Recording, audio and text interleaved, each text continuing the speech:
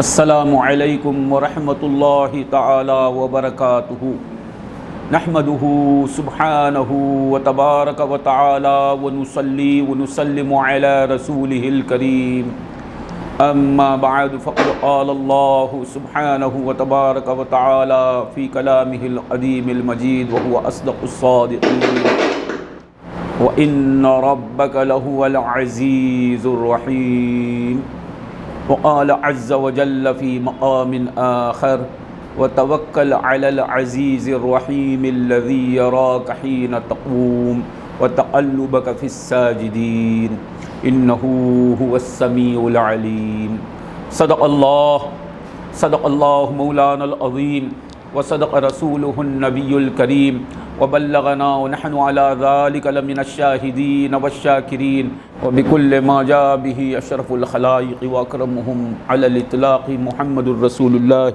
صلى الله عليه وعلى آله وصحبه وسلم من المؤمنين والحمد لله رب العالمين. معزز حاضرین، عظمت نسبت مصطفیٰ محمد رسول اللہ صلی اللہ علیہ وسلم کی نسبت کی شان کیا ہے، یہ ہم کتاب و سنت کی روشنی میں آپ کے سامنے رکھیں گے. کتاب و سنت ہی دو روشنیاں ہیں.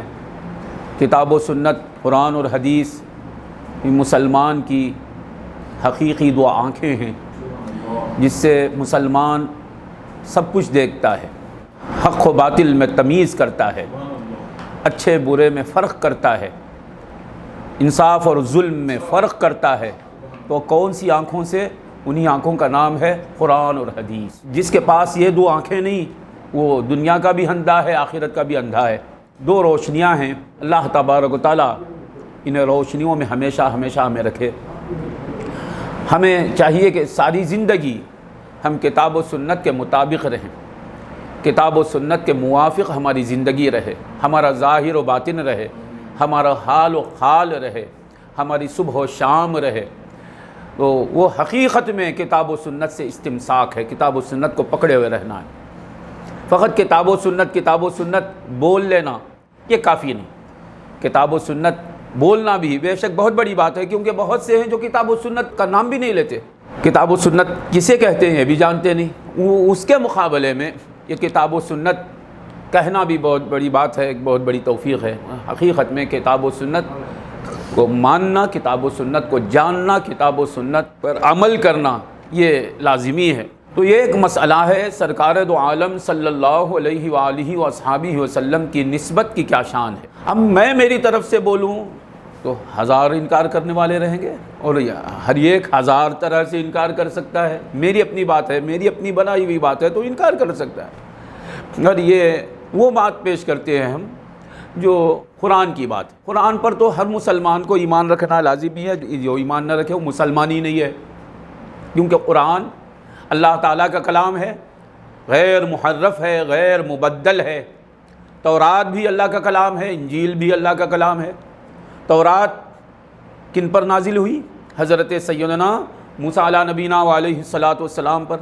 انجیل حضرت سیدنا عیسیٰ علیہ نبینا علیہ الصلاۃ والسلام پر. زبور حضرت سیدنا داؤد علیہ نبینا علیہ الصلاۃ والسلام پر. ساری کتابیں اللہ کی نازل کردہ ہیں، اللہ تعالیٰ کی طرف سے اتاری ہوئی ہیں. ان کتابوں میں اور قرآن مجید میں فرق کیا ہے؟ قرآن بھی اللہ کی طرف سے نازل کردہ ہے. فرق کیا ہے کہ ان کتابوں میں تحریف و تبدیل ہو گئی، لوگوں نے اپنی طرف سے بڑھا لیا، کم کر لیا. معاذ اللہ معاذ اللہ. جس حالت میں، جس شان سے جیسی وہ نازل ہوئی اسی اصلی صورت میں اب دنیا میں نہیں ہو کتابیں. قرآن مجید کا یہ خاصہ ہے، قرآن مجید کا یہ امتیاز ہے، جتنا نازل ہوا محمد رسول اللہ صلی اللہ علیہ وسلم کے صدر مبارک پر اتنا ہی ہر بچے کے پاس بھی ہے. اب ایک سوال پیدا ہوگا کہ دوسری کتابیں اللہ ہی کی ہیں، ان کو اللہ تعالیٰ نے محرف و مبدل ہونے چھوڑ دیا، تو من وجہن وہ کتابیں محرف و مبدل ہو گئیں. من وجہن سے مراد ایک اعتبار سے، اور من وجہن وہ کتابیں بھی محفوظ ہو گئیں قرآن میں رکھ کر. قرآن میں رکھ کر اللہ تعالیٰ نے تورات کو بھی محفوظ کر دیا، انجیل کو بھی محفوظ کر دیا، زبور کو بھی. یعنی جو عقائد زبور کے ہیں، جو عقائد انجیل کے پیش کردہ ہیں، جو عقائد تورات کے پیش کردہ ہیں، وہی قرآن پیش کرتا ہے. اس اعتبار سے تورات و انجیل و زبور کے معنی و مفاہیم کو اللہ نے قرآن میں رکھ کر انہیں بھی محفوظ کر دیا۔ قرآن مجید کے معنی بھی محفوظ ہیں، الفاظ بھی محفوظ ہیں۔ یہ وہ بات ہے کہ مسلمان تو مسلمان، کافر بھی مانتے ہیں کہ جو نازل ہوا وہی ہے۔ کافر قرآن کو اللہ کا کلام نہیں مانتے، اتنا تو مانتے ہیں محمد عربی صلی اللہ علیہ وسلم کے زمانے میں جو تھا وہی اب مسلمانوں کے پاس ہے۔ کوئی کافر بھی یہ نہیں کہتا کہ نہیں بھائی اس زمانے میں کچھ قرآن تھا، ابھی اس زمانے میں کچھ ہے۔ تو جو قرآن کو اللہ کا کلام نہیں مانتے وہ بھی یہ مانتے ہیں کہ جو نازل ہوا مسلمانوں کے عقیدے کے اعتبار سے، کافروں کا عقیدہ ہے وہ نازل ہوا نہیں، محمد مصطفیٰ نے لکھ لیا، معاذ اللہ معاذ اللہ، مگر جو محمد عربی صلی اللہ علیہ وسلم نے پیش کیا ہمارا عقیدہ ہے وہ حضور کے ذریعے ظاہر ہوا، ایک حرف بھی حضور کا نہیں، ایک نقطہ بھی حضور کا نہیں، سارا کلام حضور کے خدا کا ہے۔ یہ ہمارا عقیدہ ہے، یہ حقیقت ہے۔ کافر جو اسے اللہ کا کلام نہیں مانتے وہ بھی یہ مانتے ہیں کہ تبدیلی نہیں ہوئی اس میں۔ آپ کہیں نہیں سنے ہوں گے کہ کسی کافر نے کہہ دیا کہ نہیں بھائی یہ آیت نہیں تھی، یہ آیت بڑھا دی گئی، کم کر دی گئی۔ سب مانتے ہیں کہ قرآن مجید جوں کا توں ہے، اور وہ قرآن آپ جانتے ہیں دلائل سے بھری ہوئی کتاب، دعووں سے بھری ہوئی کتاب۔ کئی کتابیں ہیں جس میں دعوے نہیں ہوتے، قصے ہوتے، واقعات ہوتے، کہانیاں ہوتی ہیں، باپ کی کہانی، ماں کی کہانی، بچے کی کہانی، استاد کی کہانی، بوڑھے کی کہانی، بڑھیا کی کہانی، کہانیاں رہتی، تو اس سے کسی کو اختلاف نہیں ہوتا، کہانیاں ہیں۔ تو قرآن ایسا نہیں، قرآن میں واقعات بھی ہیں، احکام بھی ہیں، اوامر بھی ہیں، نواہی بھی ہیں، واقعات بھی ہیں، گزرے ہوئے واقعات بھی ہیں، ہونے والے واقعات کا بھی بیان ہے، اور چیلنج ہے، دعوے ہیں۔ جہاں دعوے آتے ہیں وہاں مخالف کا اختلاف بڑھ جاتا ہے، وہ شدید اختلاف پر آمادہ ہو جاتا ہے کہ دعوے کر رہی ہے کتاب، اور آپ کو معلوم ہے کیسے کیسے دعوے ہیں۔ 1400 برس، تقریباً 1400 برس سے کہ فرماتا ہے کہ قل فأتوا بعشر سور مثلہ مفتریات، چیلنج کرتا ہے اگر یہ میرے اس کلام کو میرا کلام نہیں مانتے ہیں، اے نبی آپ ان سے کہہ دیجئے، یعنی ایک انسان کا کلام ہے، تم بھی انسان ہو، تو اس جیسے 10 سورے گھڑ کے لاؤ۔ یہ دعویٰ کرتا ہے۔ کتنے سورے؟ 114 سورے ہیں، تم 10 سورے لے کر آؤ۔ یہ دعویٰ ہو کر آج تقریباً 1400 سال ہو گئے، کروڑوں مخالف ہیں قرآن کے، پڑھے لکھے بھی ہیں، ان پڑھ بھی ہیں، ڈاکٹر بھی ہیں، انجینئر بھی ہیں، سائنسدان بھی ہیں، مخالفین ہیں۔ 1400 سال سے دعویٰ قرآن کر ہی رہا ہے، فَأْتُوا بِعَشْرِ سُوَرٍ مِثْلِهِ مُفْتَرِيَاتٍ، 10 سورے گھڑ کے لاؤ اس کے جیسے، اگر تم سچے ہو، ان کنتم صادقین، اگر تم سچے ہو وعدے میں لاؤ۔ تو کیا مانا اگر نہیں لاؤ گے تو تم جھوٹے ہو؟ یہ دعویٰ ہے اور چھیڑنا ہے، ابھارنا ہے، آؤ سامنے، مقابلے کے لیے بلایا جا رہا ہے، ان کنتم صادقین، اگر تم سچے ہو۔ یہ دعویٰ آج بھی ہے، قیامت تک رہے گا، کوئی اس کا جواب نہیں لا سکا۔ ان کنتم فی ریب مما نزلنا علی عبدنا فأتوا بسورۃ من مثلہ۔ اب دوسرا چیلنج، دعویٰ اعلان ہو رہا ہے، اگر تمہیں شک ہے اس میں جو ہم نے ہمارے بندہ خاص محمد عربی صلی اللہ علیہ وسلم پر نازل کیا ہے، اس میں شک ہے تمہیں، فأتوا بسورۃ من مثلہ، یہ ایک سورہ لے کر آؤ۔ 9 سورہ نکال دیا، تسنیہ، یہ ایک سورہ، فأتوا بسورۃ من مثلہ، اور اکیلے تم نہیں، وَادْعُوا شُهَدَاءَكُم مِّن دُونِ اللَّهِ إِن كُنتُمْ صَادِقِينَ، اللہ کے سوائے جتنے تمہارے گواہ ہیں، جتنے تمہارے مددگار ہیں، سب کو بلا لو اس کام کے لیے، سب کو بلا لو، اکیلے تنہا مت کرو۔ یا اللہ، یہ کیسا دعویٰ ہے دیکھیے آپ ان کو۔ اگر پھر فرماتے ان کنتم صادقین، اگر تم سچے ہو تو 10 سورے نہیں، قرآن کے جیسا یہ ایک سورہ لے کر آؤ۔ فَإِن لَّمْ تَفْعَلُوا، اگر تم یہ کام نہیں کر سکتے، وَلَن تَفْعَلُوا، فرمان ہرگز نہیں کر سکتے۔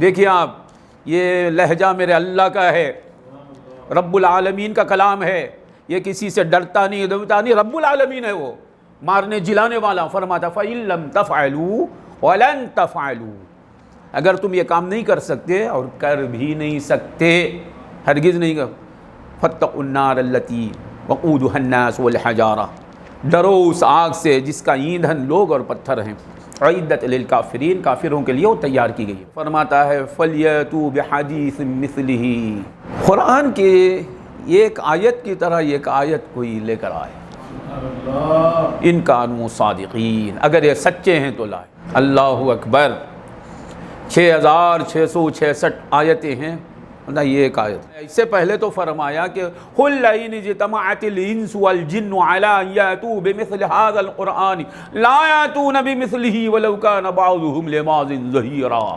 15ویں پارے میں اللہ تعالیٰ فرماتا اے نبی آپ اعلان کر دیجئے قُل لَئِنِ اجْتَمَعَتِ الْإِنسُ وَالْجِنُّ، اگر انسان اور جنات سب جمع ہو جائیں۔ قرآن میں آپ دیکھیں کہ اکثر جن پہلے بعد انسان کا ذکر ہوتا، مَا خَلَقْتُ الْجِنَّ وَالْإِنسَ إِلَّا لِيَعْبُدُونِ لَأَمْلَأَنَّ جَهَنَّمَ مِنَ الْجِنَّةِ وَالنَّاسِ أَجْمَعِينَ يُوَسْوِسُ فِي صُدُورِ النَّاسِ مِنَ الْجِنَّةِ وَالنَّاسِ۔ پہلے جن کا ذکر ہوگا، اس کی وجہ کیا ہے؟ جن پہلے پیدا ہوا، انسان بعد۔ اس لیے اگر یہاں قُل لَئِنِ اجْتَمَعَتِ الْإِنسُ وَالْجِنُّ، اے نبی آپ کہہ دیجئے اگر انسان اور جنات سب جمع ہو جائیں۔ یہاں انسان کا ذکر پہلے، کیونکہ پیدا ہونے میں انسان سے پہلے جن ہے، مگر علم میں جن سے پہلے انسان، یہ خلیفے کی اولاد ہے۔ اولا یہاں علمی قابلیت جو انسان کی ہے وہ جن کو حاصل نہیں۔ جن طاقتور ہے، لمبی عمر پاتا ہے، مگر علم سمجھ جنات میں وہ جو انسان میں ہے۔ قُل لَئِنِ اجْتَمَعَتِ الْإِنسُ وَالْجِنُّ عَلَىٰ أَن يَأْتُوا بِمِثْلِ هَٰذَا الْقُرْآنِ، اے حبیب آپ فرما دیجیے اگر انسان اور جنات سب جمع ہو جائیں، کیا کرنے کے لیے؟ عَلَىٰ أَن يَأْتُوا بِمِثْلِ هَٰذَا الْقُرْآنِ، اس قرآن کے جیسا ایک قرآن لانے کے لیے۔ پہلے بولا سارا قرآن کے جیسا سارا قرآن لاؤ، پھر لَا يَأْتُونَ بِمِثْلِهِ، وہی فرماتا نہیں لا سکتے۔ وَلَوْ كَانَ بَعْضُهُمْ لِبَعْضٍ ظَهِيرًا، اگرچہ ایک دوسرے کا کوئی مددگار ہو جائیں تب بھی نہیں لا سکتے۔ بھائی اب ہم سن رہے ہیں، جھوم رہے ہیں، کیونکہ ہم ایمان والے ہیں۔ یہ آیتیں کفار بھی سنے ہیں نا۔ قرآن طاق میں رکھی ہوئی کتاب، چھپی ہوئی کتاب ہے نہیں، چھپی ہوئی کتاب ہے، ساری دنیا میں ہے قرآن۔ یہی وہ کتاب ہے جو سب سے افضل ہے، اور اس کا ملنا سب سے آسان ہے۔ آپ کو ترمذی اتنی آسانی سے نہیں ملے گی، بخاری، ابو داؤد، نسائی، یہ انسانوں کی لکھی ہوئی کتابیں، پیغمبر اسلام صلی اللہ علیہ وسلم کا کلام ہے، یہ آپ کو اتنی آسانی سے کتابیں نہیں ملے گی۔ اللہ کا کلام ہر ایک گھر میں ہے، ہر مسلمان کے سینے میں ہے۔ پورا قرآن ہی ایک آیت صحیح ہر مسلمان کے سینے میں موجود ہے۔ پورا قرآن ہی ایک آیت صحیح ہر مسلمان کے سینے میں موجود ہے۔ تو قرآن مجید ہر ایک کے پاس ہے، ہر بستی میں ہے، ہر گھر میں ہے، ہر محلے میں ہے، چھپی ہوئی کتاب نہیں، اور اس کا اعلان ہے، اور ہر زبان میں اس کا ترجمہ ہے۔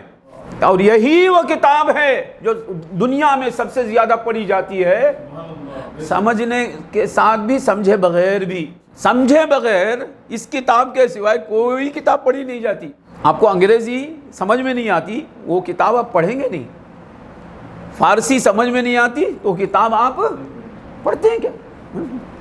جو زبان آپ سمجھ نہیں سکتے وہ پڑھیں گے ہی نہیں، پڑھنے جی نہیں چاہے گا، آپ کو دل نہیں کرے گا۔ مگر یہ وہ ہے کہ لاکھوں مسلمان اس زبان کو جانتے نہیں، کروڑوں مسلمان یہ پڑھتے ہیں، سارے مسلمان پڑھتے ہیں۔ یا اللہ، یہ بھی ایک معجزہ ہے قرآن کا۔ جو زبان آپ کو سمجھ میں نہیں آتی، اگر پڑھ لیں گے بھی آپ تو اکتا جائیں گے، بیزار ہو جائیں گے۔ یہ وہ کلام ہے، سمجھ میں آتا نہیں، بیزار بھی ہوتا نہیں پڑھنے والا۔ یہ خود ایک معجزہ ہے اس قرآن کا۔ اور یہ ایک بار پڑھ لیے، جو کلام سمجھ میں آ رہا ہے آپ کو، یہ ایک بار پڑھ لیے، 2 بار پڑھ لیے، 50 بار پڑھیں گے تو بات ضرور ہے بیزار ہو جائیں گے۔ یہ 1000 بار پڑھتے ہیں، ایسا لگتا ہے کہ ابھی پڑھ رہے ہیں۔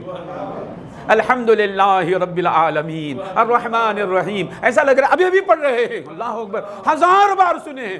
یہ خود بتا رہا ہے یہ انسان کا کلام نہیں، یہ جن کا کلام نہیں، یہ خدا کا کلام ہے۔ قرآن کے جو معجزات ہیں اس کی حد ہی نہیں ہے، کلام اللہ ہے۔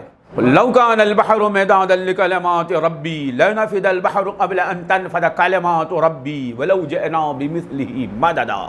وہ خود فرماتا اللہ تعالیٰ، اے محبوب آپ فرما دیجئے، قل لو كان البحر مدادا لكلمات ربي، اگر سارا سمندر سیاہی ہو جائے میرے رب کے کلمات کے معنی لکھنے کے لیے، قرآن کے معنی و مفاہیم لکھنے کے لیے سارے سمندر کو سیاہی بنا دے، لنفد البحر قبل ان تنفد کلمات ربی، سمندر ختم ہو جائیں گے، میرے رب کے کلمات کے معنی یوں کہ تو رہیں گے۔ وَلَوْ جَئْنَا بِمِثْلِهِ مَدَدًا، اگرچہ ہم ایسے ہی سمندر بنا بنا کر لاتے رہیں، سمندر ختم ہو جائیں گے، یعنی سیاہی ختم ہو جائے گی، کلام اللہ کے معانی جوں کہ توں رہے۔ تو اب اللہ کا کلام وہ ہے جسے پیش کر کے ہم کافر کو مسلمان بنا لیتے ہیں۔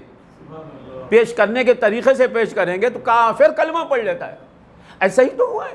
لوگ کہتے ہیں اسلام تلوار سے پھیلا، یہ ایک بڑی جہالت ہے، ایک بڑا جھوٹ ہے۔ تلوار سے نہیں پھیلا، تلوار جو اٹھانے والے اٹھائے ہیں صحابہ، وہاں ان کے دلوں میں اسلام کیسا پھیلا؟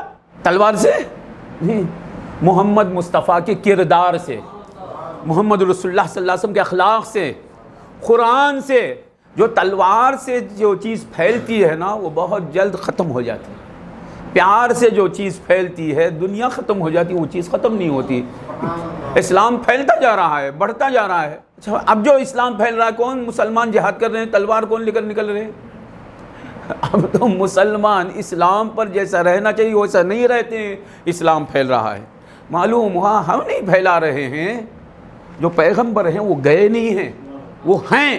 اللہ تعالیٰ سمجھنے کی توفیق دے۔ تو بہرحال یہ کہنا چاہتا تھا ہمیں کہ حضور صلی اللہ علیہ وسلم کی نسبت کی عظمت کیا ہے، یہ بھی ہم قرآن کی مدد سے آپ کے سامنے رکھیں کہ آپ دیکھیے قرآن مجید میں میں نے آپ کے سامنے آیت پڑھی سورہ شعراء کی۔ شاعر کی جمع شعراء ہے، شعر بولنے والے کو شاعر کہتے ہیں عربی، اس کی جمع ہے شعراء۔ سورہ شعراء، سورہ مبارکہ میں شعراء کا ذکر ہے، اس لیے سورہ کا نام ہی شعراء، سورہ شعراء میں اللہ تبارک و تعالیٰ فرماتا ہے وَإِنَّ رَبَّكَ لَهُوَ الْعَزِيزُ الرَّحِيمُ۔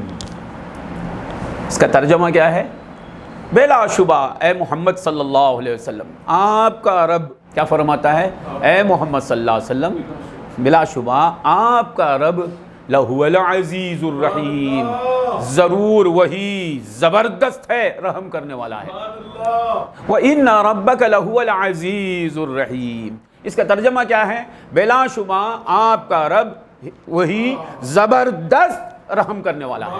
ترجمے پر آپ غور کریں گے تو آپ خود سمجھیں گے۔ بلا شبہ آپ کا رب وہی زبردست، العزیز کے معنی زبردست، عزت والا، عزت کے معنی غلبہ، عزیز کے معنی غالب رہنے والا۔ ہمارے والد صاحب عزیز کا ترجمہ کرتے ہیں زبردست، دست کے معنی ہاتھ، زبر کے معنی اوپر رہنے والا، وہ ہر شے پر جس کا ہاتھ رہتا ہے، ہر شے جس کے قبضے میں ہے وہ ہے العزیز۔ ہر شے اس کے قبضے میں ہے، ہر شے اس کے قبضے، آسمان اس کے قبضے میں ہے، زمین اس کے قبضے میں ہے، سارے پہاڑ اس کے قبضے میں ہیں، سمندر، ہوا، طوفان، سیلاب، زلزلہ، سونامی، انسان، جنات، عزت، شہرت، دولت، سیاست، ریاست، سب اس کے قبضے میں ہے، سب اس کے قبضے میں ہے۔ بولنے میں اتنا مزہ آتا نہیں جتنا مزہ محمد کی جان اس کے قبضے میں ہے، کیونکہ سب محمد کی جان کے قبضے میں ہے۔ شرک نہیں ہوا بھائی، الحمدللہ ہم شرک سے بچے ہوئے ہیں۔ ہر شے نفس محمد کے قبضے میں ہے، اور نفس محمد یعنی ذات محمد، نفس محمد سے مراد محمد صلی اللہ علیہ وسلم کی ذات، وہ اللہ کے قبضے میں۔ اس لیے صحیح احادیث میں آیا، سرکار دو عالم صلی اللہ علیہ وسلم اکثر جب قسم کھاتے تو کیسا والذی نفس محمد بیدہ، وہ اللہ جس کے قبضہ قدرت میں محمد کی جان ہے، اس طرح قسم، وہ اللہ جس کے قبضہ قدرت میں آسمان ہے، وہ اللہ جس کے قبضہ قدرت میں زمین ہے، وہ اللہ جس کے قبضہ قدرت میں ہوا ہے، ایسا نہیں بولتے تھے، وہ اللہ جس کے قبضہ قدرت میں محمد کی جان ہے۔ جو سب سے بڑی قسم ہے، حضور وہ قسم کھائیں گے نا، تو حضور بتا رہے یہ بولو کہ اللہ کون ہے؟ جس کے قبضے میں حضور ہیں صلی اللہ علیہ وسلم۔ اور ظاہر بات ہے جس کو ہم کسی کے قبضے میں مان لیے ہم اس کو خدا نہیں مانے، جس کو ہم کسی کے قبضے میں مان لیے ہم اسے کیا نہیں مانے؟ خدا نہیں مانے نا۔ اگر ہم کسی اللہ تعالیٰ کو کسی کے قبضے میں مانے تو ہم اللہ کو خدا نہیں مانے، معاذ اللہ۔ اللہ کسی کے قبضے میں ہے ایسا کوئی بولے تو انہیں اللہ کو مانا نہیں، صحیح ہے نا؟ اللہ کا بے ادب ہو گیا، گستاخ ہو گیا، اللہ کی شان کے خلاف بول دیا، یعنی اس کی خدائی کا انکار کر دیا۔ خدا وہ ہوتا ہے جو کسی کے قبضے میں نہیں رہتا، ہر ایک اس کے قبضے میں رہتا ہے۔ تو ہم سرکار دو عالم صلی اللہ علیہ وسلم کو اللہ کے قبضہ قدرت میں مان کر ہم یہ بتا رہے ہیں کہ ہم حضور کو بھی خدا نہیں مانتے، معبود نہیں مانتے، الہ نہیں مانتے ہیں۔ حضور کے قبضہ قدرت میں سارا عالم ہے، بولے حضور کے ہاتھ میں سارا عالم ہے، بولے تو اب پریشان ہو گئے۔ اللہ کے ہاتھ میں سب کچھ ہے نہیں۔ اللہ بولتا ہے صحابہ کے ہاتھوں پر میرا ہاتھ ہے، یہ قرآن میں ہے۔ قرآن میں سورہ فتح میں اللہ تعالیٰ فرماتا ہے ان الذین یبایعونک انما یبایعون اللہ۔ ترجمہ کیا ہے؟ بے شک وہ لوگ جو آپ سے بیعت کر رہے ہیں، انما یہ عربی میں حرف حصر، یعنی وہ تو اللہ ہی سے بیعت کر رہے ہیں۔ یہ کلام میرے اللہ کا ہے، سلسلہ عامریہ کا بنایا ہوا کلام نہیں، معاذ اللہ، سلسلہ عامریہ کو بنانے والا کلام ہے۔ سلسلہ قادریہ کو، چشتیہ کو، سہروردیہ کو، نقشبندیہ کو، مذہب حنفی کو، مذہب مالکی کو، مذہب شافعی کو، مذہب حنبلی کو بنانے والا یہ کلام ہے، اللہ کا کلام ہے۔ اللہ فرماتا ہے ان الذین یبایعونک، بے شک وہ لوگ جو اے محمد صلی اللہ علیہ وسلم آپ سے بیعت کر رہے ہیں، انما یبایعون اللہ، وہ تو اللہ ہی سے بیعت کر رہے ہیں۔ بھائی حضور کو بہت بڑا چڑھا کر پیش کرتے ہیں سلسلے والے۔ اب یہ اللہ کیا بول رہا ہے؟ حدیث بھی اس کے بعد ہے، پہلا درجہ قرآن کا ہے، ان الذین یبایعونک انما یبایعون اللہ، بے شک وہ لوگ جو آپ سے بیعت کر رہے ہیں وہ اللہ سے۔ یہ صحابہ بیعت کیے تھے نا، اس واقعے سے پہلے آیت نازل ہوئی، بعد نازل ہوئی؟ آپ واقعات بیانات سنتے ہیں نا، یہ آیت پہلے نازل ہو گئی، بعد نازل ہوئی۔ بے شک وہ لوگ جو آپ سے بیعت کیے ہیں وہ اللہ سے بیعت کیے ہیں، نہیں فرماتا جو آپ سے بیعت کرتے ہیں وہ اللہ سے بیعت کرتے ہیں۔ یعنی یہ بیعت کا سلسلہ ڈائریکٹ اور انڈائریکٹ چلتا رہے گا قیامت تک، اس لیے صیغہ مضارع کا ہے، کرتے ہیں، ایک وقت ہو گیا ختم، ایسا نہیں۔ بے شک وہ لوگ جو آپ سے بیعت کرتے ہیں، اسکول میں پڑھے ہیں تو اب پڑھنا ان کے لیے ضروری نہیں، اسکول میں پڑھتے ہیں، کیا معنی؟ اب بھی بعد بھی، ایک مدت تک پڑھنا۔ صیغہ مضارع اسے بولتے ہیں عربی میں فاعل یفعل۔ یہ مضارع کو مضارع کیوں کہتے؟ مضارع کے معنی عربی میں مشابہ ہے، مشابہ کے معنی ہم شکل ہونا، اس کے جیسا ہونا۔ یہ کس کے جیسا ہے؟ اس میں فاعل کے مشابہ ہے، اس میں فاعل کسی بولتے ہیں نام، جیسا کہ عالم، عالم کے معنی علم رکھنے والا، اس میں فاعل۔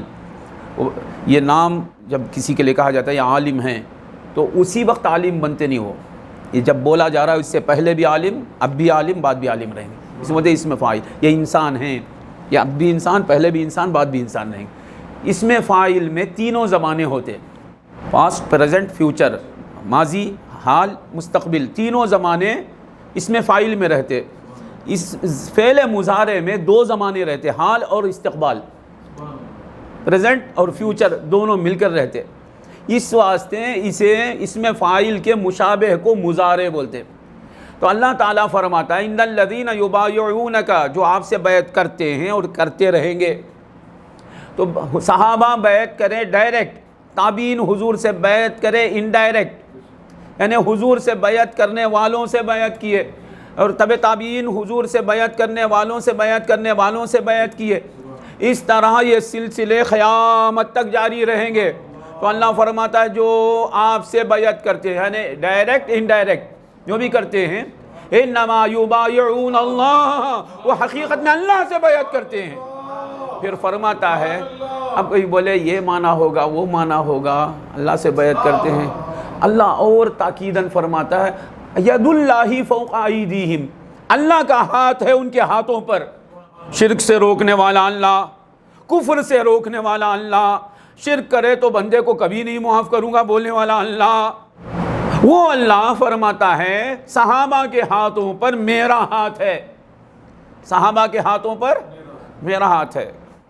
نہیں اس کا یہ معنی، اس کا وہ معنی، ترجمہ کیا ہے؟ وہ اسی طرح کوئی بولنا اللہ تعالیٰ عرش پر ہے، بولے اس کا یہ معنی ہو، نہیں عرش پر ہے، بولے عرش پر ہے بولو، کیونکہ اللہ مولا عرش پر ہے۔ اللہ بولا صحابہ کے ہاتھوں پر اللہ کا ہاتھ ہے، یہ مانا وہ مانا یہاں کیوں کر رہے ہیں؟ اللہ ہی تو کہا نا، اللہ مولا عرش پر ہے، ہم مان گئے۔ اللہ بولا صحابہ کے ہاتھوں پر اللہ کا ہاتھ ہے، ہم مان گئے۔ صحابہ کے ہاتھوں پر اللہ کا ہاتھ ہے، یہ اللہ فرماتا ہے۔ اور اللہ فرماتا قرآن میں جا بجا ان الفضل بید اللہ، فضل اللہ کے ہاتھ میں ہے۔ آپ پورا قرآن پڑھ لینا شروع سے آخر تک، الحمد سے والناس تک پڑھ لینا، اللہ کا فضل اللہ کے خزانوں میں ہے، یہ کہیں بھی نہیں بولا۔ جہاں بھی بولا اللہ کا فضل کہاں ہے؟ ہاتھ میں ہے، اللہ کے ہاتھ میں ہے۔ ان الفضل بید اللہ، ان الفضل بید اللہ، فضل اللہ کے ہاتھ میں ہے، اللہ کا فضل اللہ کے ہاتھ میں قرآن نے کہا۔ اور قرآن نے کہا کہ صحابہ کے ہاتھوں پر اللہ کا ہاتھ ہے۔ کہ قرآن بھی شرک سکھا رہا ہے؟ قرآن پیش کر رہا ہوں میں، قرآن۔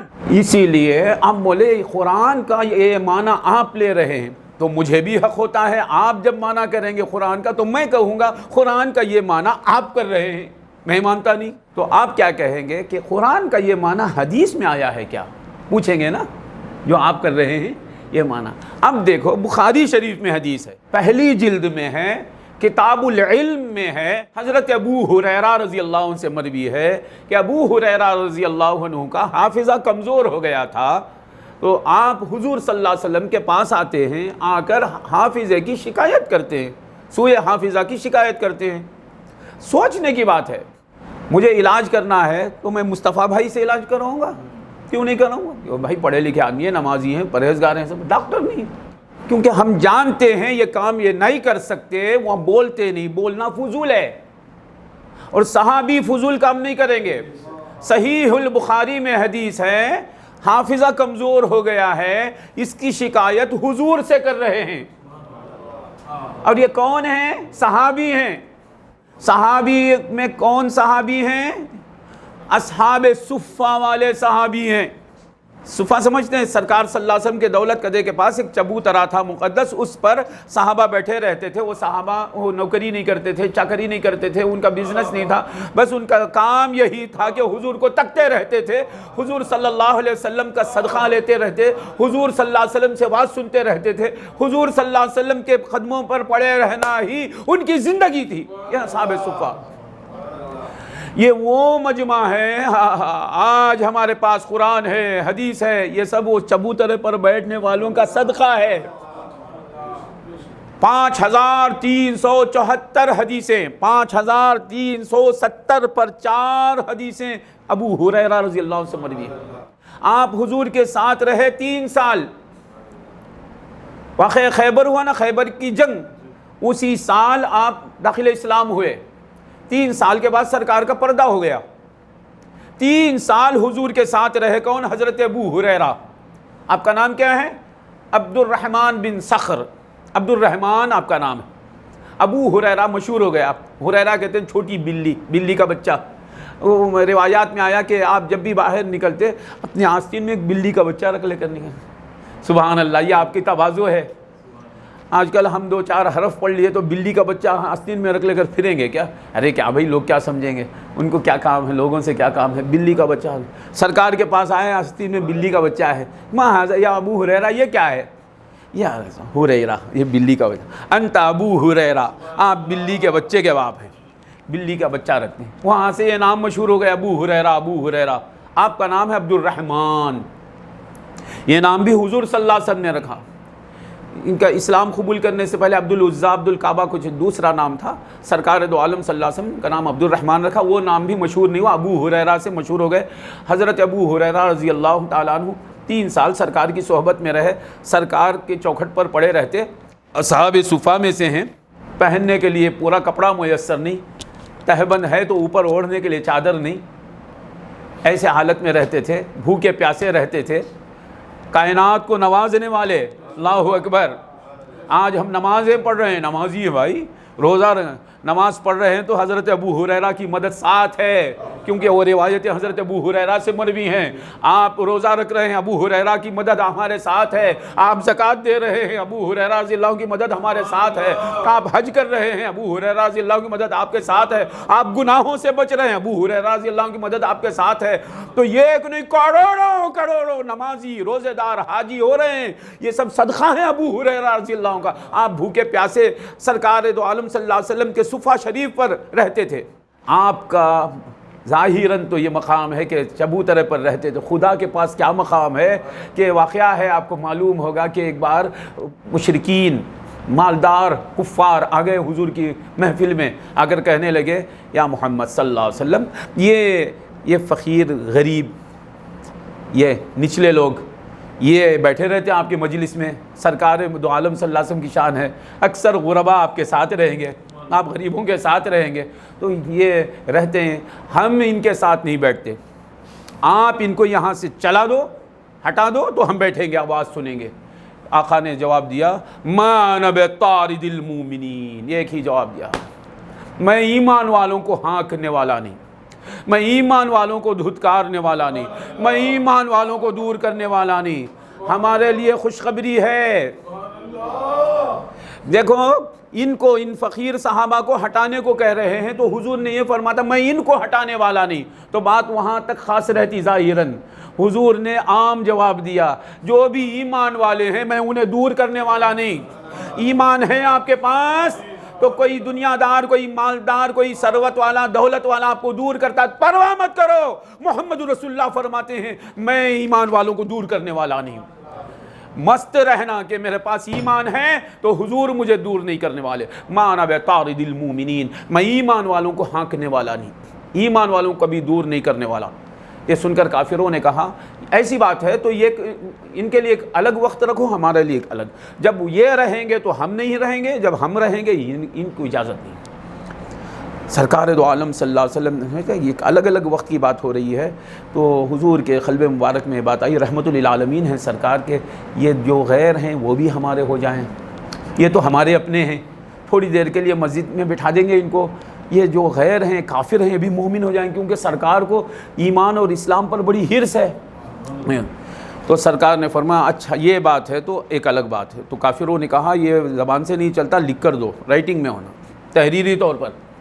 تو صحابی سے حضور نے فرمایا لکھ دو، تو وہ لکھ رہے تھے، یہ آیت نازل ہوئی لا تطرد الذین یدعون ربهم بالغداۃ والعشی یریدون وجہہ، اے محبوب جو اپنے رب کو رات و دن پکارتے ہیں، یعنی اصحاب صفہ، انہیں آپ دور مت کرو، وہ اللہ کی ذات کو چاہتے ہیں۔ یہاں بھی ذرا رک کر سوچنے کی بات ہے، اللہ کی ذات کو چاہتے ہیں، انہیں کعبے کی طرف بھیج ڈالو، کعبہ اللہ کا گھر ہے نا بھائی، یہ اللہ کی ذات کو چاہنے والے ہیں، انہیں مسجد میں بٹھا ڈالو، یہ اللہ کی ذات کو چاہنے والے ہیں، انہیں نماز میں رکھ دو مشغول کر کے، آپ کو تک رہے ہیں یا اللہ کو چاہتے ہیں، انہیں دور مت کرو، یا مانا اللہ کا جلوہ آپ سے نظر آ رہا ہے، آپ اللہ نہیں رسول اللہ ہیں، آپ اللہ نہیں حبیب اللہ ہیں، آپ اللہ نہیں نبی اللہ ہیں، مگر آپ کو دیکھنے والا اللہ میں گم ہو جاتا ہے۔ اے رسول لا تطرد الذین یدعون ربهم بالغداۃ والعشی، جو اپنے رب کو رات و دن پکارتے ہیں انہیں آپ دور مت کرو، یریدون وجہہ، اللہ کے چہرے کو چاہتے ہیں، اللہ کی ذات کو چاہتے ہیں۔ ہم سب یہ عقیدہ رکھتے ہیں، دعویٰ بھی کرتے ہیں ہم اللہ کی ذات کو چاہتے ہیں، ہم کہتے ہیں مانتے ہیں کہ اللہ کی ذات کو چاہتے ہیں، مگر ابو ہریرہ وہ چاہنے والے ہیں کہ اللہ فرماتا ہے یہ اللہ کی ذات کو چاہنے والے، تو اللہ سند دے رہا ہے یہ اللہ کی ذات کو چاہنے والے۔ وہ صحابی انہیں معلوم ہے کہ اللہ نے فرمایا ادعونی استجب لکم، تم مجھے پکارو میں قبول کروں گا، انہیں معلوم ہے یہ آیت ہے کہ اجیب دعوت الداعی اذا دعان، پکارنے والا جب پکارتا ہے تو میں اسے جواب دیتا ہوں، یہ قرآن ہے، یہ ابو ہریرہ کو معلوم ہے، ہم سے کروڑ درجے زیادہ معلوم ہے، ہم زیادہ جانتے ہیں قرآن کو، یہ حضور کے صحابہ زیادہ جانتے ہیں، ان کے سامنے قرآن نازل ہوا، انہیں معلوم ہے کہ اللہ تبارک و تعالیٰ کے سوائے کوئی دعا کا قبول کرنے والا نہیں، اللہ تعالیٰ رگ جان سے زیادہ قریب ہے، یہ صحابی جانتے ہیں۔ اور حافظہ کمزور کرنے والا کون ہے؟ اللہ تعالیٰ یا اللہ میرا حافظہ کمزور ہو گیا ہے، اس حافظے کو قوی کر دے۔ یا رسول اللہ، اللہ کے رسول کی بارگاہ میں آ کر شکایت کرتے ہیں سوء حافظہ کی۔ تو حضور صلی اللہ علیہ وسلم نے فرمایا ابو ہریرہ میں کیا کر سکتا ہوں، میں تو ایک کمزور بندہ ہوں، میں سکھانے کے لیے آیا ہوں طور طریقے، نماز، روزہ، زکوٰۃ، حج، یہ سب سلیقے، طریقے، ڈھنگ، یہ سب سکھانے کے لیے آیا ہوں، میرے بارے میں کیا سوچ لیا آپ، کیا کر رہے ہیں؟ میرے سے نہیں ہو سکتا، میں عاجز بندہ ہوں، نمک چاہیے تو بھی اللہ سے مانگو، جوتے کا تسمہ ٹوٹ جائے تو بھی اللہ سے مانگو، اے ابو ہریرہ اللہ سے مانگو، اللہ تمہارا خدا ہے، اللہ، یہ حقیقت ہے نا، اللہ خدا ہے، اللہ رگ جان سے قریب ہے، اللہ ہی دینے والا ہے، اور یہ عقیدہ ہمیں محمد مصطفیٰ سے ملا ہے، اور وہ محمد مصطفیٰ صلی اللہ علیہ وسلم اس عرض کو سن کر، اس گزارش کو سن کر فرماتے ہیں ابسط رداءک، اے ابو ہریرہ تمہاری چادر پھیلا دو۔ میں میرے بھائیوں سے کہتا ہوں جو کہتے ہیں کہ کسی غیر اللہ سے مانگے تو شرک ہو گیا، اور ایسی چیز جو عام بندوں سے نہیں مانگی جاتی اللہ ہی سے مانگی جاتی ہے وہ مانگیں گے تو پکا شرک ہو گیا، ان سے پوچھو یہ کیا مانگ رہے ہیں، کیا شکایت کر رہے ہیں، ہمیں اس حدیث کو سمجھاؤ۔ زیادہ زیادہ کیا جواب دیں گے؟ معجزہ تھا بھائی، کیا بولیں گے؟ معجزہ تھا۔ امام بخاری معجزات کے باب میں اسے نہیں لا رہے ہیں، سیکھنے سکھانا جو ہے علم کی کتاب العلم میں لا رہے ہیں، اور معجزہ تھا یہ معنی نکلے گا کہ شرک کے ذریعے معجزہ ظاہر ہوتا ہے، غیر اللہ سے مدد مانگے تو شرک ہو جاتا، شرک ہوئے تو خدا و رسول ناراض ہو کے ڈانٹ دیں گے نا، یہ معجزہ ظاہر کر رہے ہیں۔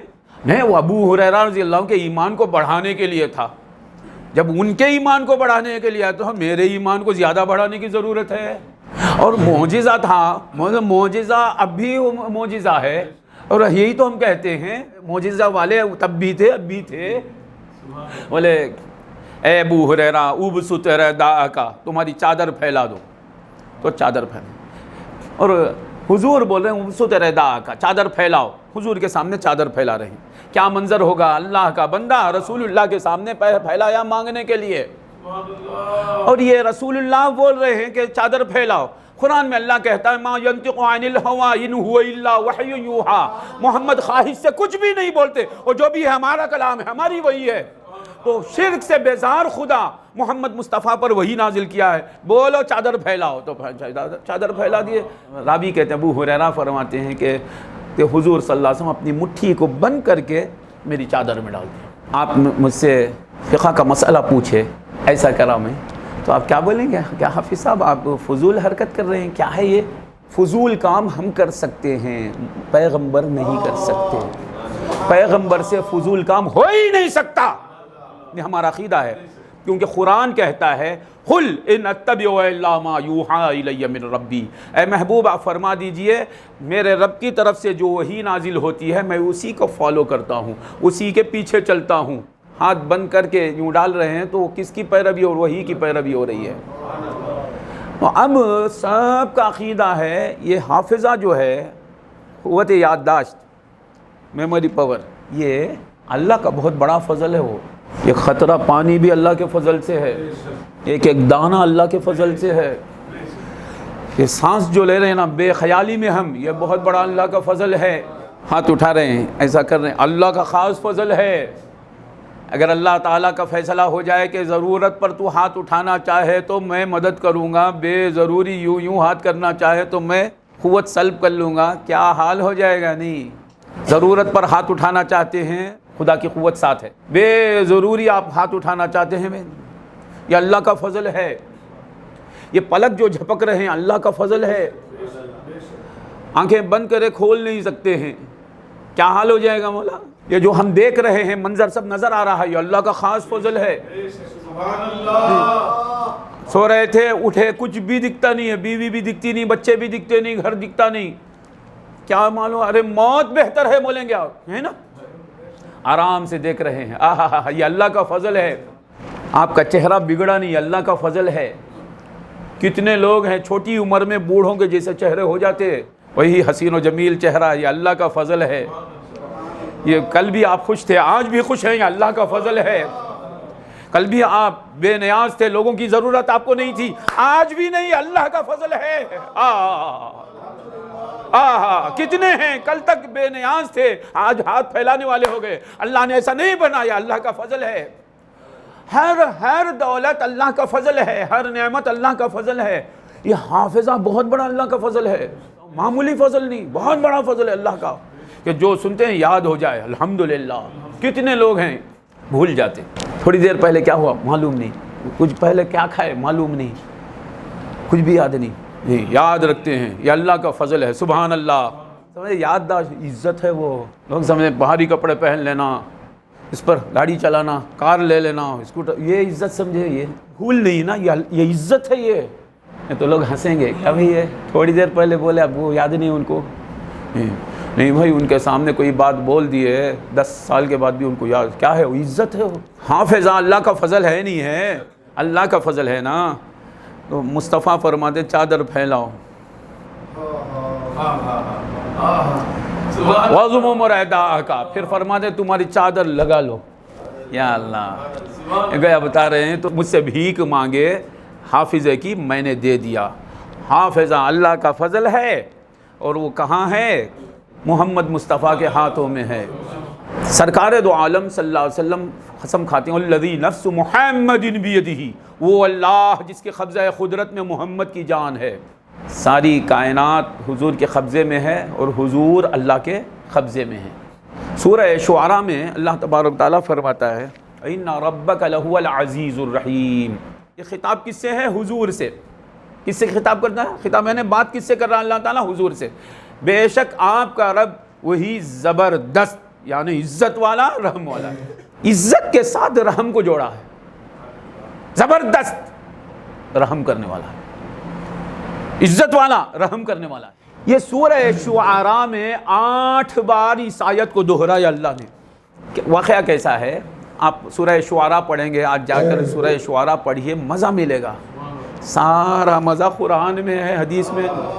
ایک بزرگ سے پوچھتے ہیں آپ جنت میں جائیں گے تو کیا مانگیں گے؟ اللہ سے ایک گھر مانگوں گا، اور اس گھر میں دین کی کتابیں رہے مانگوں گا۔ ایک بزرگ فرماتے ہیں مجھے موت کا ڈر ہے، تو اس واسطے میری کتابیں چھوٹ جائیں گی نا، یہ ڈر۔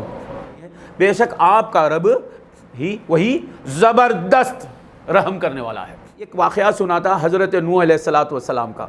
نوح علیہ السلام کا واقعہ سنا تھا۔ نوح علیہ السلام قوم کو تبلیغ کی، اور انہوں نے انکار کر دیا، تو اس قوم کو اللہ نے، انکار کرنے والی قوم کو تباہ کر دیا۔ ان کی تباہی کا ذکر کرنے کے بعد فرماتا ہے وَإِنَّ رَبَّكَ لَهُوَ الْعَزِيزُ الرَّحِيمُ، آپ کا رب زبردست رحم کرنے والا ہے۔ پھر موسیٰ علیہ السلام کا ذکر کرتا ہے، ان کے نافرمان قوم کا ذکر کرتا ہے، اس نافرمان قوم کو تباہ کرنے کا ذکر کرنے کے ساتھ فرماتا ہے وَإِنَّ رَبَّكَ لَهُوَ الْعَزِيزُ الرَّحِيمُ۔ موسیٰ علیہ السلام کا ذکر کرتا ہے، پورا پڑھیے آپ ٹرانسلیشن کے ساتھ، بات دیکھیے آخر میں یہ آیت وَإِنَّ رَبَّكَ لَهُوَ الْعَزِيزُ الرَّحِيمُ، بے شک آپ کا رب زبردست رحم کرنے والا ہے۔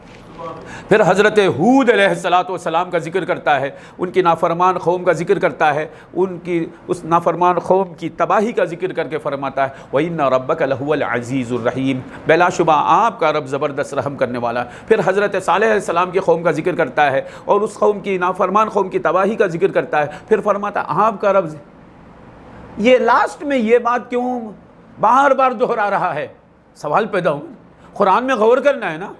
تو میرا دل یہی کہتا ہے، جب حضرت نوح علیہ السلام کی نافرمان امت کی تباہی کا ذکر کرتا ہے حضور رحمت للعالمین، میری امت کا کیا ہوگا؟ وَإِنَّ رَبَّكَ لَهُوَ الْعَزِيزُ الرَّحِيمُ، تمہارا رب زبردست ہے، رحم کرنے والا ہے، زبردست رحم کرنے والا، وہ تمہارا رب ہے، تمہارا رب ہے۔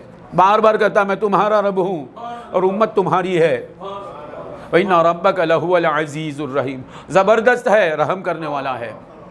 پھر حضرت صالح علیہ السلام کی قوم سمود کی تباہی کا ذکر کرتا ہے۔ ظاہر بات ہے نا بھائی، ظاہر بات ہے نا، بلا تشبیہ و تمثیل۔ آپ کو معلوم ہوا وہاں فلان بچے مر گئے، غرق ہو گئے، تو فوراً آپ کے بچوں کا خیال آئے گا نہیں؟ آپ کو معلوم ہے ہاسٹل میں وہ فلان ہاسٹل میں آگ لگ گئی، وہ ہو گیا، تمام ہو گئے، تو آپ کا بچہ بھی کسی ہاسٹل میں ہے، تو آپ کیا کریں گے؟ ارے میرے بچے کا کیا ہوا؟ فوراً فکر ہوگی نا۔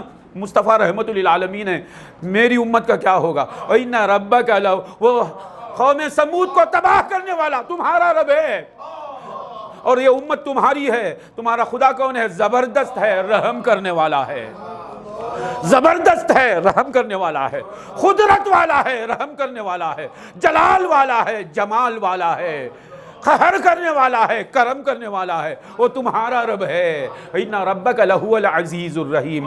پھر قوم شعیب علیہ السلام کی قوم کا ذکر کرتا ہے، حضرت شعیب علیہ السلام کی قوم کی نافرمانوں کی تباہی کا ذکر کرتا ہے، ان ربک لہو العزیز۔ ایک ہی آیت کو وہاں اللہ تعالیٰ ایک ہی آیت کو ریپیٹ کرتا ہے، اور کہاں جب واقعہ پورا بیان ہوا اس کے بعد آخر میں اور بولتا اللہ زبردست رحم کرنے والا ہے، ایسا نہیں بولتا تمہارا رب تمہارا رب تمہارا رب تمہارا رب۔ کہ اس پر غور نہیں کرنا ہے ہمیں، رفع الیدین کرنا ہے نہیں کرنا ہے، ہاتھ کہاں باندھنا ہے کہاں نہیں باندھنا ہے، آمین زور سے بولنا ہے یا آہستہ بولنا ہے، نماز میں پیر پھیلا کر کھڑنا ہے کیسا کھڑنا ہے، یہ سب اپنی اپنی جگہ پر ہے، یہ ایمانیات ہیں، یہ قرآنیات ہیں، اس پر کیوں غور نہیں کرنا ہے ہمیں؟ وجہ کیا ہے؟ ان ربک لہو العزیز الرحیم، آپ کا رب زبردست ہے، رحم کرنے والا ہے۔ یہ بار بار بولا، 8 بار بولا، آخر میں جب واقعات سب ختم ہو گئے تو بولا وَتَوَكَّلْ عَلَى الْعَزِيزِ الرَّحِيمِ، اے محمد زبردست رحم کرنے والے پر بھروسہ کرو۔ کیا کھانے کے بارے میں بھروسے کی بات ہے؟ پینے کے بارے میں حضور کھانے کی فکر میں ہیں، پانی کی فکر میں ہیں، روٹی کی فکر میں ہیں، سونا چاندی کی فکر میں ہیں، دولت کی فکر میں ہیں، جنت حضور کو ملے گی نہیں ملے گی اس فکر میں ہیں، حضور جنت میں آئیں یہ تڑپ جنت کو ہے، یہ طلب جنت کو ہے، یہ دعائیں جنت کر رہی ہے، جنت کی جنت حضور ہیں۔ اللہ فرماتا بھروسہ کرو بھروسہ کرو، آخر میں فرما دیا، پہلے بولا آپ کا رب زبردست رحم والا ہے، آپ کا رب زبردست رحم کرنے والا ہے، آپ کا رب زبردست رحم، سمجھو آپ یعنی کمزور رحم، کبھی ہم جو ہے کسی پر رحم کر دیتے، رحم نہیں کرے تو وہ ہم پر رحم نہیں کرے گا، لینا دینا اس واسطے رحم۔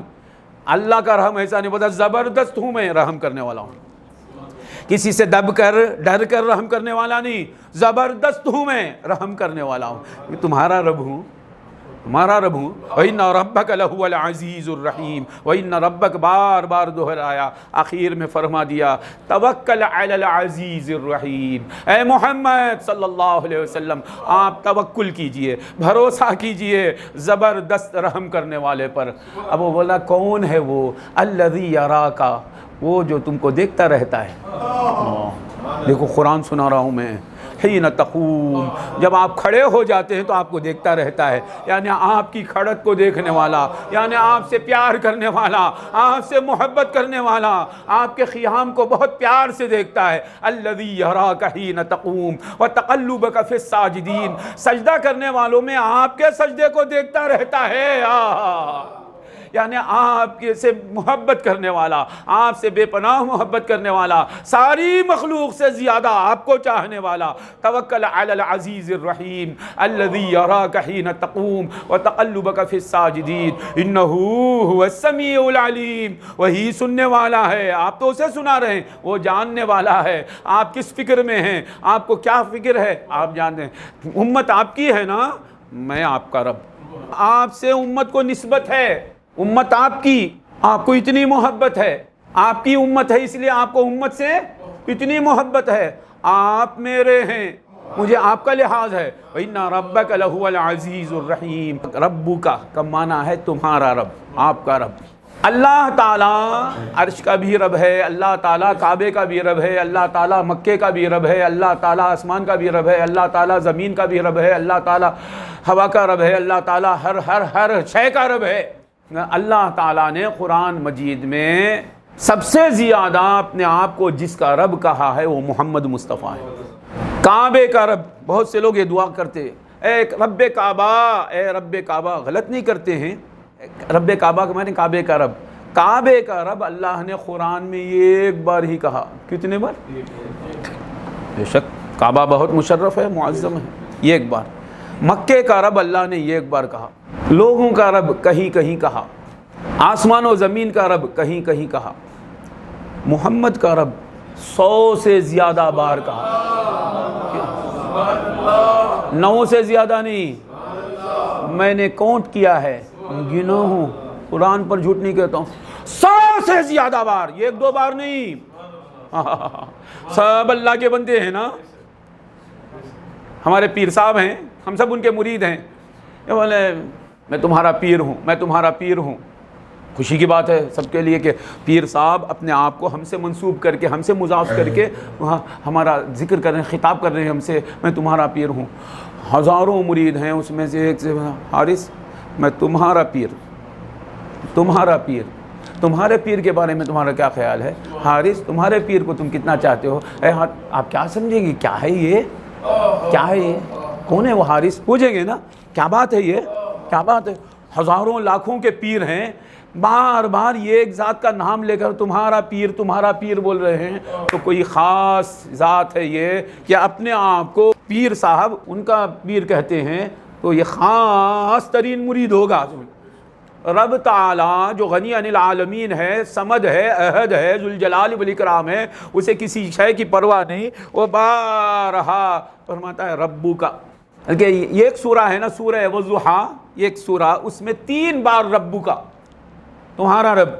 والضحیٰ واللیل اذا سجا ما ودعک ربک وما قلی وللآخرۃ خیر لک من الاولی ولسوف یعطیک ربک فترضی الم یجدک یتیما فآوی ووجدک ضالا فہدی ووجدک عائلا فاغنی فاما الیتیم فلا تقہر واما السائل فلا تنہر واما بنعمت ربک فحدث.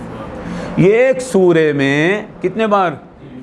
پھر علم نشرح بولا، وَإِلَىٰ رَبِّكَ فَارْغَب. سب سے چھوٹی سورت جو ہے وہ اِنَّا أَعْطَيْنَاكَ، وہاں بھی بولا رب کا اِنَّا أَعْطَيْنَاكَ الْكَوْثَرَ فَصَلِّ لِرَبِّكَ وَانْحَرْ إِنَّ شَانِئَكَ هُوَ الْأَبْتَرُ. بارہا کہتا ہے میں تمہارا رب، میں تمہارا رب، میں تمہارا رب. تمہارا رب سے مراد کیا؟ نسبت مصطفیٰ. اللہ تعالیٰ سے حضور کو نسبت ہے، اللہ کو حضور سے، اللہ حضور کا ہے، حضور اللہ کے ہیں نا. اس نسبت کو اللہ تعالیٰ اتنا پسند فرماتا ہے، بارہا اسے ذکر کرتا ہے. کیونکہ حدیث شریف میں آیا، عائشہ صدیقہ رضی اللہ عنہ سے حدیث مروی ہے، حضور فرماتے ہیں من احب شیئا اکثر ذکرہ، جو کوئی کسی چیز سے محبت کر لیتا ہے اس کا ذکر زیادہ کرتا ہے. تو عظمت نسبت مصطفیٰ کیا ہے کہ خدا کو اس نسبت سے اتنی محبت ہے، خدا ہوتے ہوئے اس نسبت کا ذکر بارہا کرتا ہے.